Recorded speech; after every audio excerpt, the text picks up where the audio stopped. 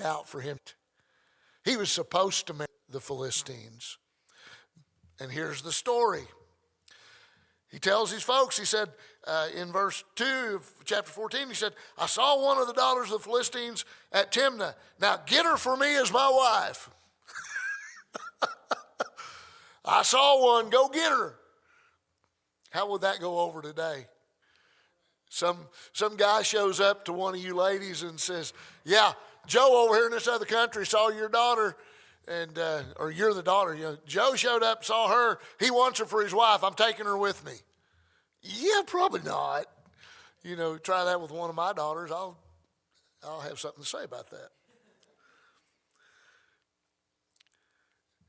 And so Manoah says to him, son, because Manoah knows what his mission is.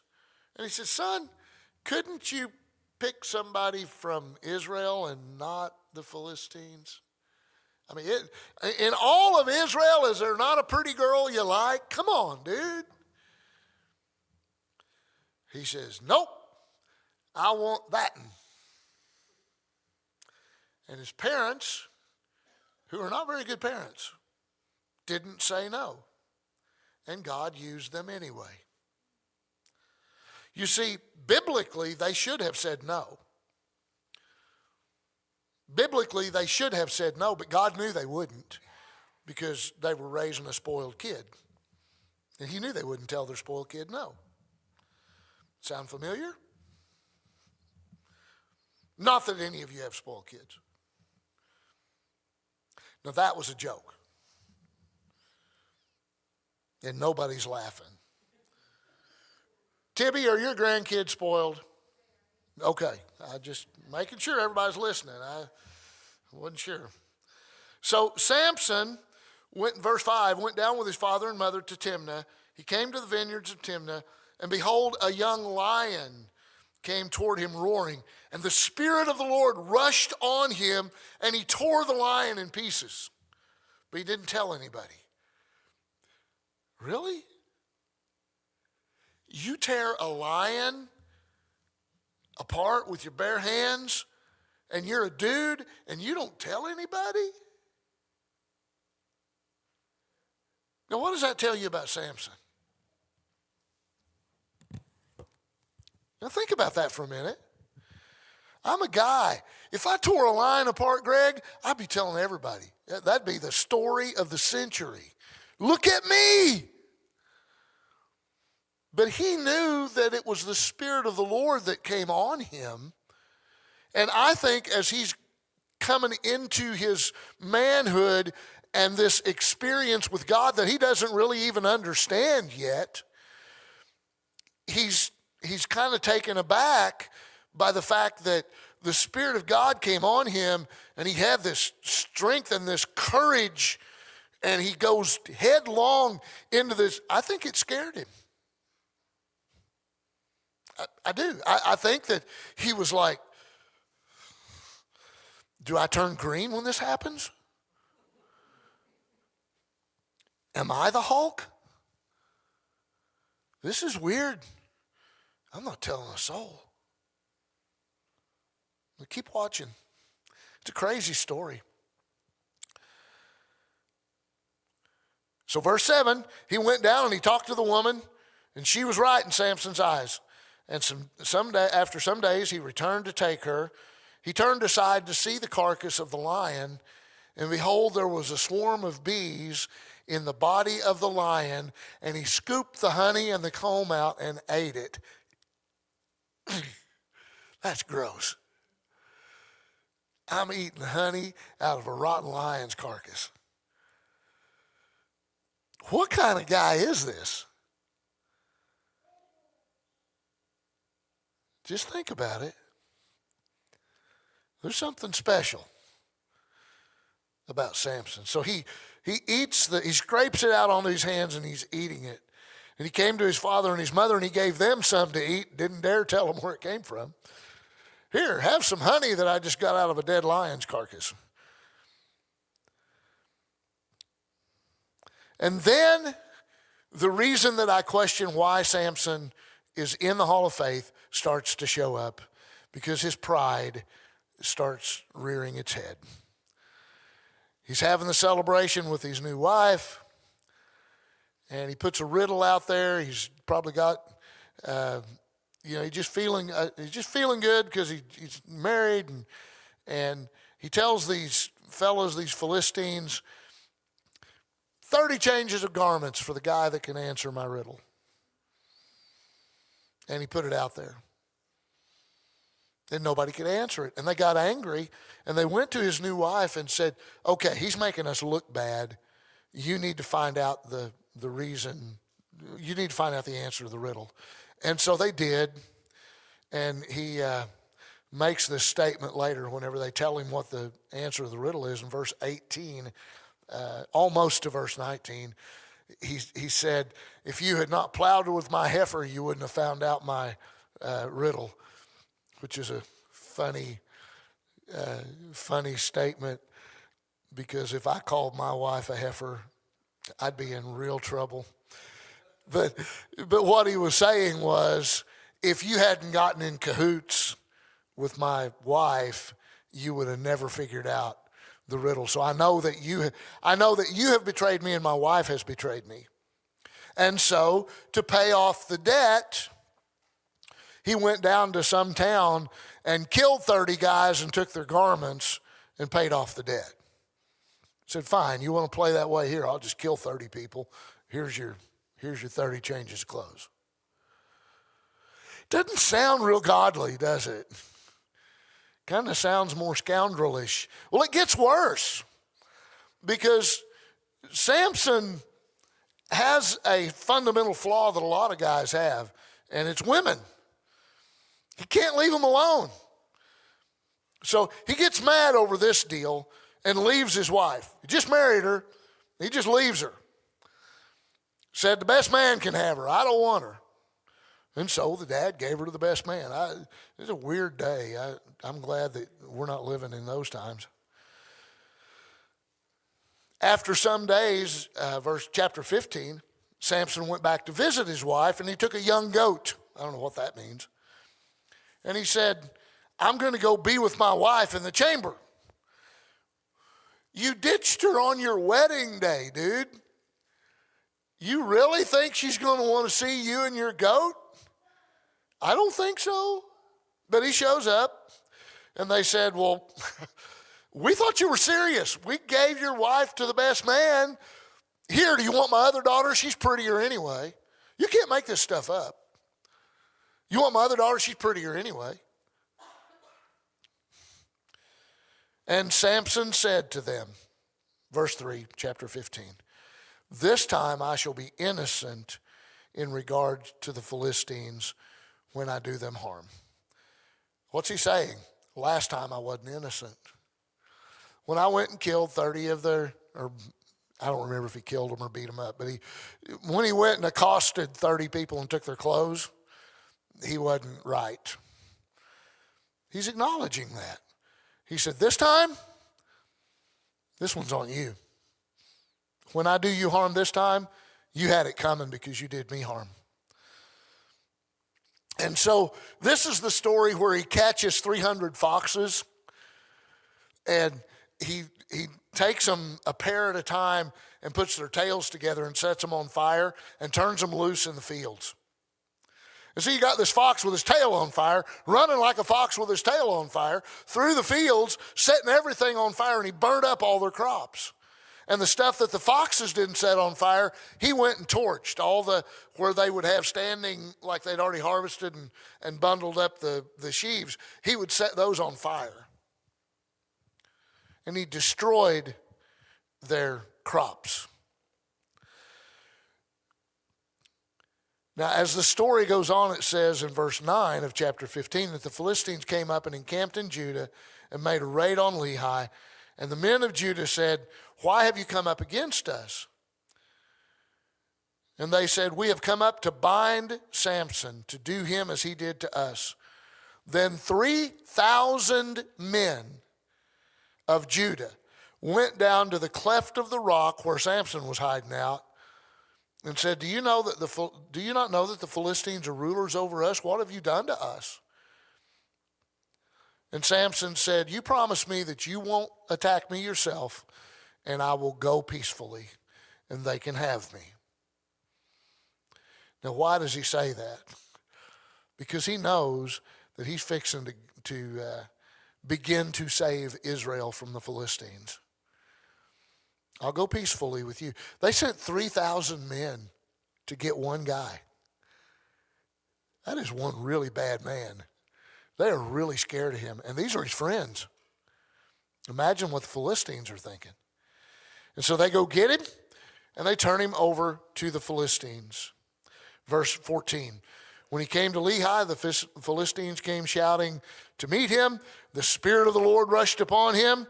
The ropes that were on his arms became as flax that has caught fire, and the bonds melted off of his hands. He found the jawbone of a donkey and put out his hand and took it, and with it he struck 1,000 men.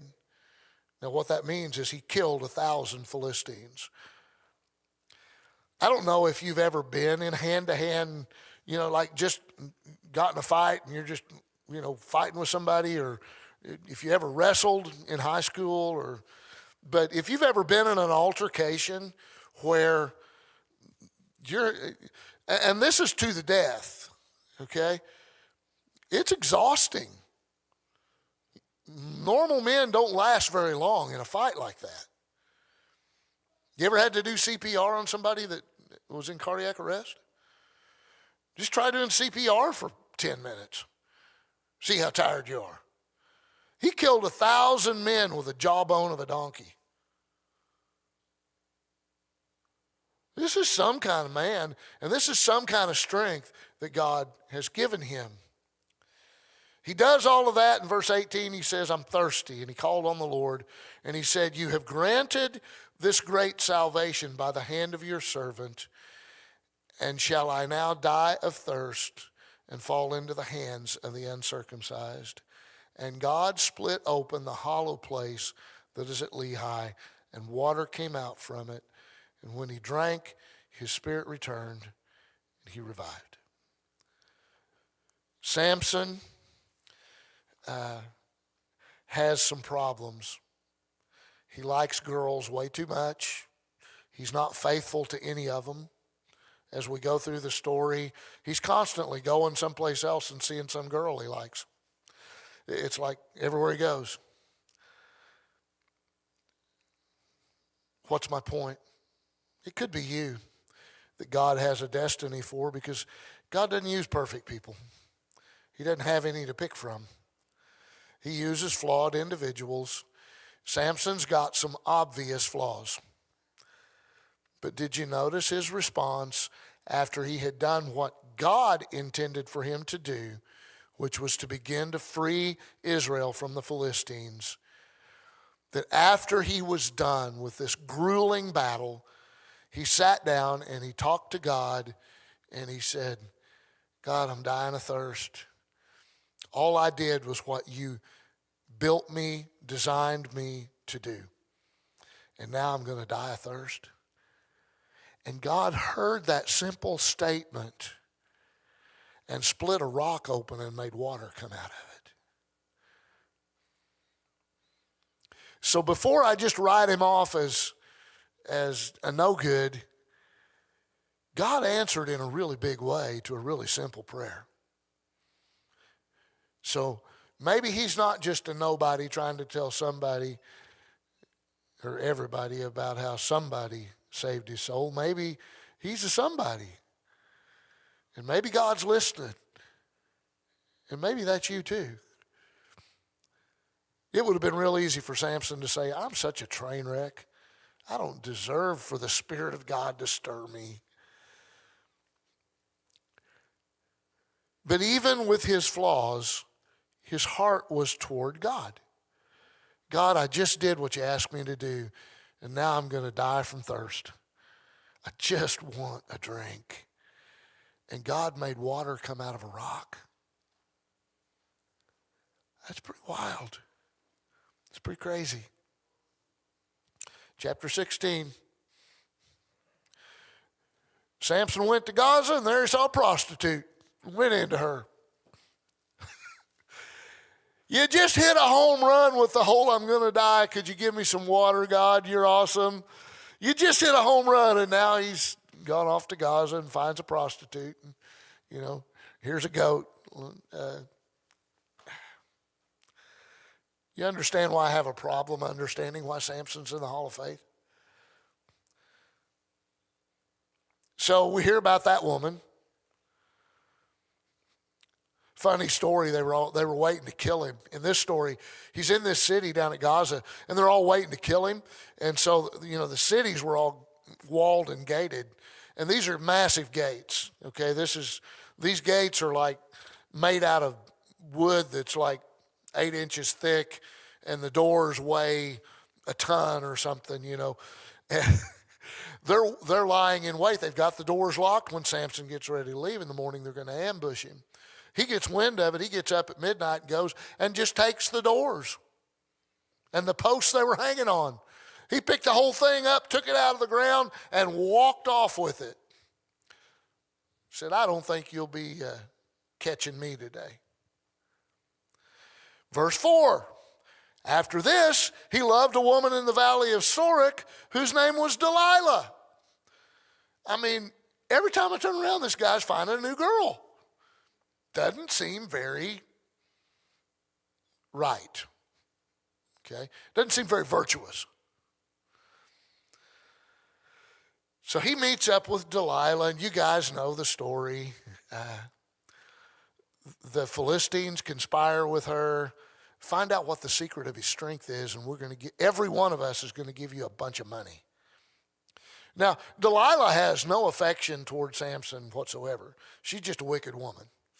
And so, hey, if I can get that kind of money, you bet I will turn on the charm and we'll figure it out. And Samson told her all kinds of stuff, bind me with new ropes that's never bound anybody and I'll lose my strength. And that wasn't true.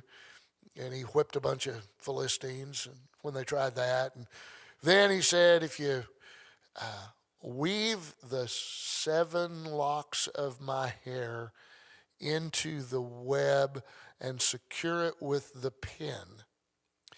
Now, I think what that means is if you will weave my hair into the weaver's loom and use the pin in the weaver's loom to secure it, in other words, if you tie me to the loom by my hair, I'll lose my strength. Now, he must have been a really sound sleeper is all I can tell you, because she does this, and that wasn't it either. He just kept telling her stuff. And finally, she's like, you don't love me. If you love me, you tell me the truth. And so he did. And we know that his head was shaved. Remember, the vow was he was to be a Nazirite, which meant he was never to cut his hair. And in all of the things that I look at and say, you aren't really living for God. You're chasing too many girls and you're not a good guy. The one thing that he was disobedient in was the direct command that he was not to cut his hair.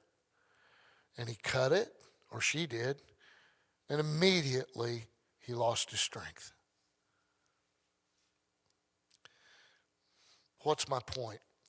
I'm not saying that some sin's okay and other sin's not.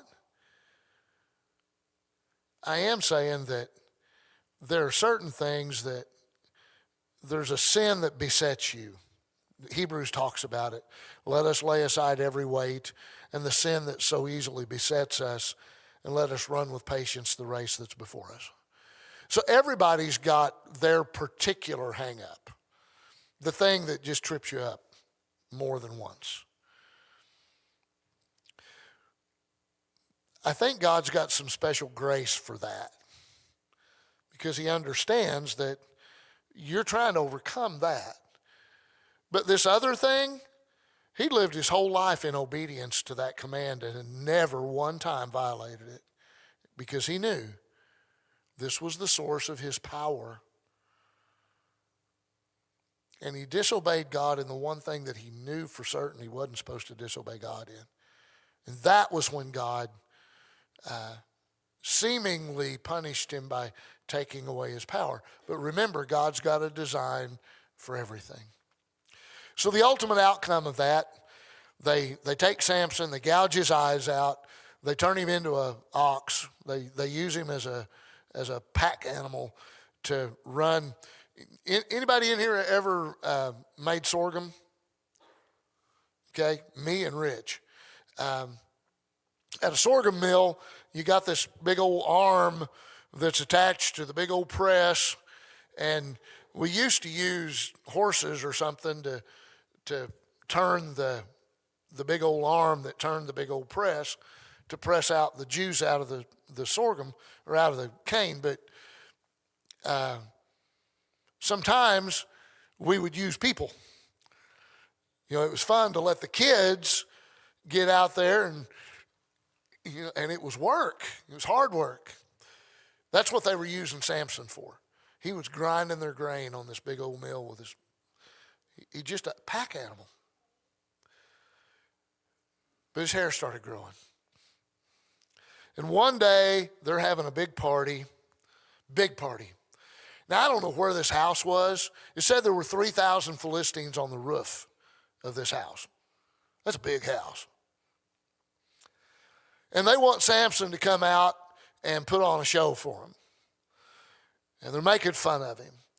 And Samson asks his handler, "Can you just let me lean against the columns that are holding up this house?"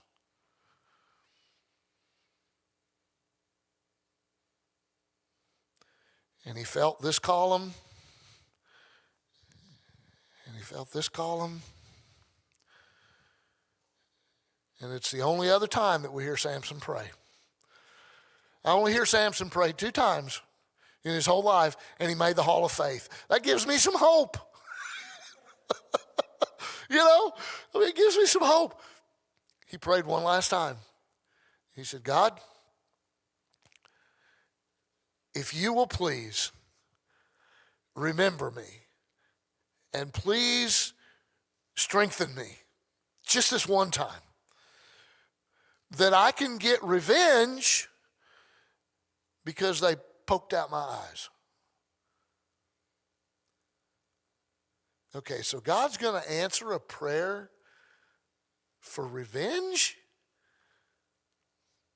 Do you remember what Samson's mission in life was? His mission was to begin to deliver the people of Israel from the Philistines. You may not like it. It may not fit your picture of who God is. But on this day, God answered Samson's prayer. And on that day, he killed 3,000 Philistines that were on the roof because they all died. He killed more people in his death than he did in his life. I've been guilty of saying he was no different than the 9/11 terrorists who flew the planes into the Twin Towers. They were angry, they wanted revenge, and they killed 3,000 Americans. The only difference is Samson was doing what he was ordained by God to do. You say, well, that's not doesn't make God look very good.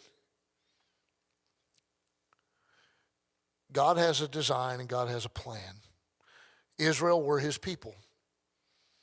All of the other peoples of the earth rejected God. They wanted nothing to do with him. They were the enemies. You say, well, but God is love. He is. But here's the deal.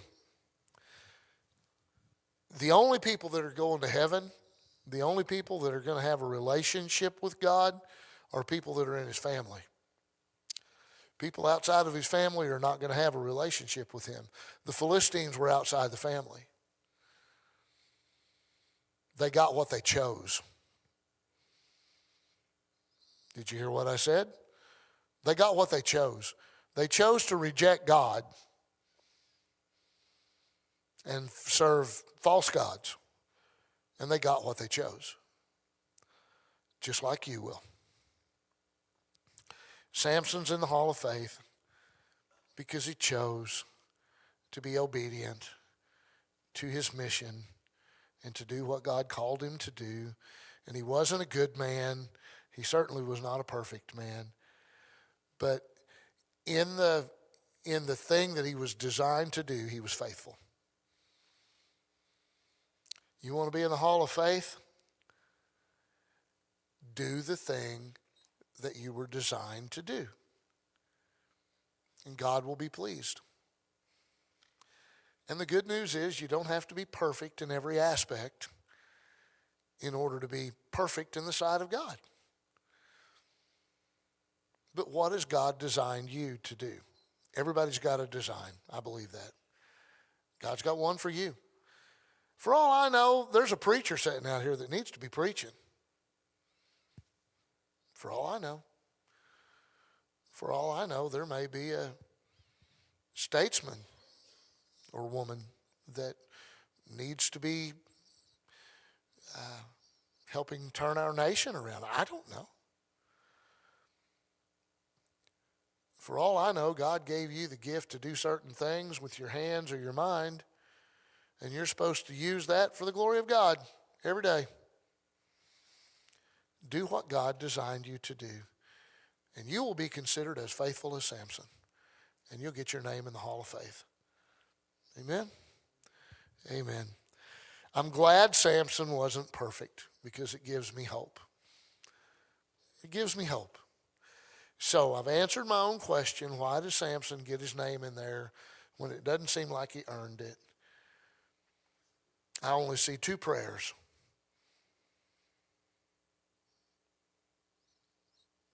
But Samson knew who his God was, and he knew where his strength came from. And he was honored for it. God split a rock open and gave him water. That's pretty special. All right, I got to quit.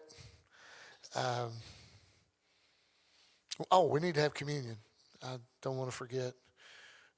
In the early church, in the New Testament church, in the book of Acts church, it says that they would get together on the first day of the week to break bread, as was their custom. By the time the book of Acts is written, it was the custom of the believers of the day to get together on the first day of the week, that's Sunday, and they would share in the Lord's Supper. And so that's what we do. We get together and we share the Lord's Supper. The last thing Jesus taught his disciples